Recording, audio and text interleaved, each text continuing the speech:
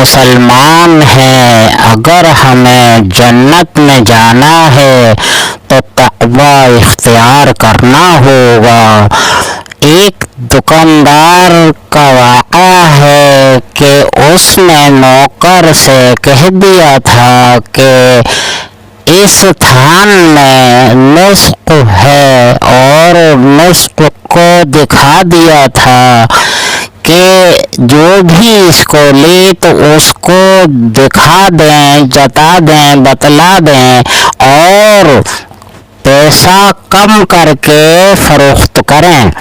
لہذا ہے یہ کہ وہ تھان بک گیا۔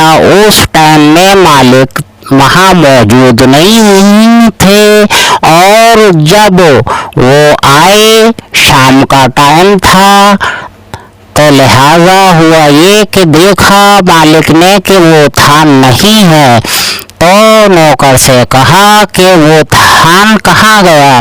نوکر بولا کہ وہ تو بیچ دیا۔ تو مالک نے کہا کیا نسخ دکھا دیا گیا تھا؟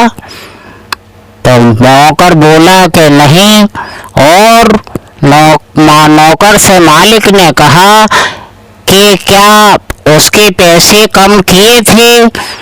تو نوکر بولا کہ نہیں۔ تو مالک نے کہا پیسے کہاں ہیں؟ تو نوکر بولا وہ تو گلے میں ڈال دیے۔